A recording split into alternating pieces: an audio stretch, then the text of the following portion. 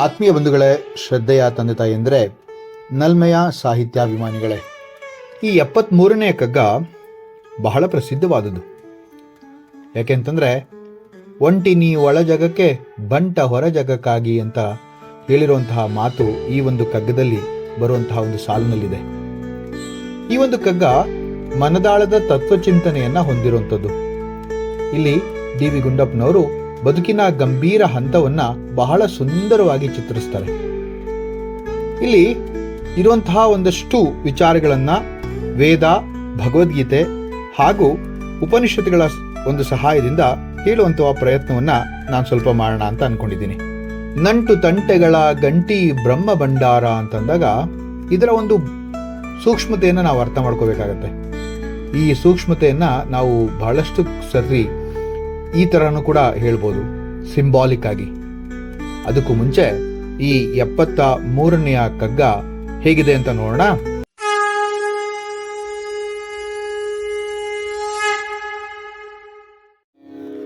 ನಂಟು ತಂಟೆಗಳ ಗಂಟಿ ಬ್ರಹ್ಮ ಭಂಡಾರ, ಅಂಟಿಲ್ಲವೆನಗಿದೊರಳೆನ್ನದಿರುದೆಂದುಂ ಒಂಟಿ ನೀನೊಳ ಜಗಕ್ಕೆ ಭಂಟ ಹೊರ ಜಗಕ್ಕಾಗಿ ವಂಟಿಸಿಕೊ ಜೀವನವ ಮಂಕುತಿಮ್ಮ ಮಂಕುತಿಮ್ಮ.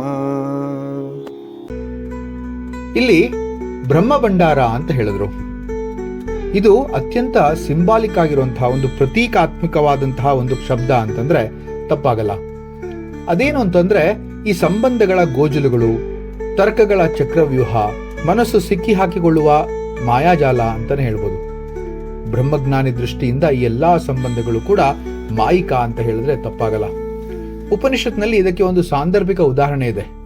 ಅದೇನು ಅಂತಂದ್ರೆ, ಬೃಹದಾರಣ್ಯಕ ಉಪನಿಷತ್ತಿನಲ್ಲಿ ಯತ್ರ ತು ದೈತಮಿವ ಭವತಿ ತದ್ ಇತರಂ ಜಿಘ್ರತಿ ಅಂತ ಹೇಳಿ ಒಂದು ಮಾತನ್ನು ಹೇಳ್ತಾರೆ. ಅಂದ್ರೆ ಎಲ್ಲೆಡೆ ದೈವತ್ವ ಇರುವಂತೆ ಕಾಣುತ್ತದೆ, ಅಂದ್ರೆ ಅಲ್ಲಿ ನಾನು ಮತ್ತು ನೀನು ಎಂಬ ಬೇರ್ಪಾಡು ಇದೆ, ಅಲ್ಲೇ ಸಂಬಂಧಗಳ ತೊಂದರೆ ಆರಂಭವಾಗುತ್ತೆ ಅಂತ ಹೇಳ್ತಾರೆ. ಡಿ ವಿ ಜಿಯವರು ಈ ದೈತ್ಯದ ಗೊಂದಲವೇ ನಂಟು ತಂಟೆಗಳ ಗಂಟಿ ಬ್ರಹ್ಮ ಭಂಡಾರ ಅಂತ ಹೇಳಿದಾರೇನೋ ಅಂತ ಅನ್ಸ್ಬಿಡುತ್ತೆ. ಸಂಬಂಧಗಳು, ಬಂಧಗಳು, ಜಗಳಗಳು, ತಂಟೆಗಳು ಅಂದ್ರೆ ನೋಡಿ, ಎಲ್ಲ ಸೇರಿ ಜೀವಿತವೇ ಒಂದು ಬ್ರಹ್ಮ ಭಂಡಾರ ಆಯಿತು. ಇದರ ನಡುವೆ ಜೀವನ ಎಂಥದ್ದು ಎಂಬುದೇ ಗೊಂದಲವಾಗಿದೆ ಅಂತ ಹೇಳ್ತಾರೆ. ಈ ಎಲ್ಲಾ ಸಂಬಂಧಗಳ ತಂಟೆಗಳು ನನಗೆ ಅಂಟಿಕೊಂಡಿಲ್ಲವೆಂದು ಅನ್ನುತ್ತಾನೆ ಯಾರಾದರೂ ಅಂತಂದ್ರೆ ಆ ವಿಷಯದಲ್ಲಿ ಯಾವುದೇ ಒಂದು ಗಟ್ಟಿ ನಂಬಿಕೆ ಇರೋದಿಲ್ಲ ಅಂತಾನೆ ಹೇಳ್ಬೋದು. ಅಂಟಿಲ್ಲವೆನಗಿದರೊಳೆನ್ನದಿರದೆಂದು ಒಂಟಿ ನೀ ಒಳ ಜಗಕ್ಕೆ ಭಂಟ ಹೊರ ಜಗಕ್ಕಾಗಿ ಒಂಟಿಸಿಕೋ ಜೀವನವ ಅಂತ ಹೇಳೋರು. ಈ ಎಲ್ಲ ಸಂಬಂಧಗಳು ಅಥವಾ ಈ ಎಲ್ಲ ಸಂಬಂಧದ ತಂಟೆಗಳು ನನಗೆ ಅಂಟಿಕೊಂಡಿಲ್ಲ ಅಂತ ಯಾರಾದರೂ ಅಂದ್ರೆ ಆ ವಿಷಯದಲ್ಲಿ ಗಟ್ಟಿಯಾದಂಥ ನಂಬಿಕೆ ಇಲ್ಲ ಅಂತ ಹೇಳ್ತಾ ಇದ್ದಾರೆ ಡಿ ವಿ ಜಿಯವರು. ಒಂಟಿ ನೀ ಒಳ ಜಗಕ್ಕೆ ಅಂದ್ರು, ಒಳಗೆ ಅಂದ್ರೆ ಹೃದಯದಲ್ಲಿ, ಅಂದ್ರೆ ಅಂತರಾತ್ಮದಲ್ಲಿ ನೀನು ಒಂಟಿಯಾಗಿದ್ರು ಕೂಡ ಈ ಬಾಹ್ಯ ಜಗತ್ತಿಗೆ ನೀನೊಬ್ಬ ಸೇವಕ, ಬಂಟ ಅಂತ ನೋಡಿ, ಕೆಲಸಗಾರ, ಅದೇ ತರ ನಡ್ಕೋಬೇಕು.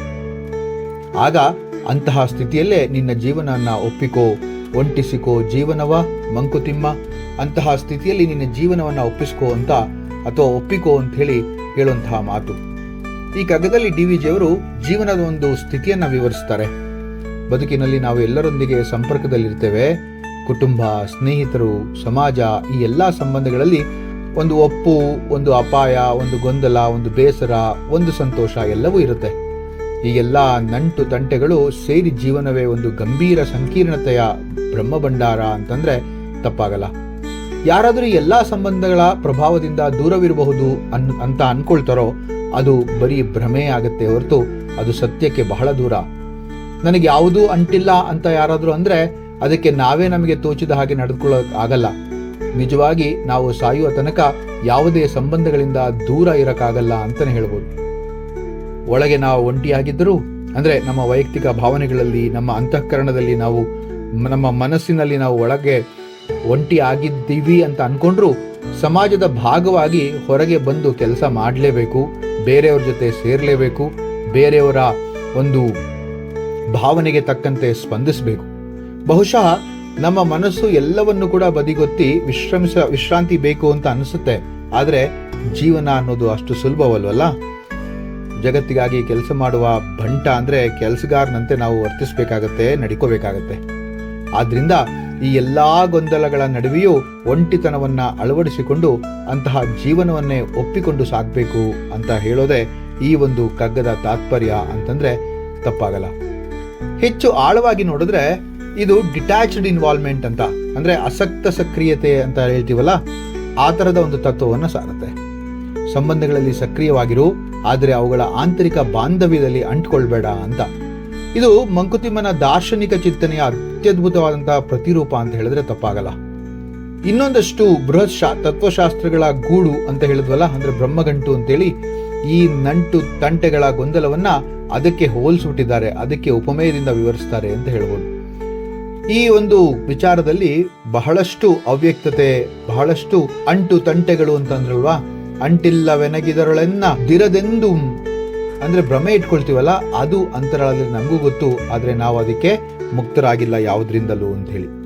ಸಂಸ್ಕೃತದ ಬಹಳಷ್ಟು ಭಗವದ್ಗೀತೆಯ ಶ್ಲೋಕಗಳು ಬಹಳಷ್ಟು ಇದನ್ನು ಹೇಳ್ತಾ ಹೋಗುತ್ತೆ.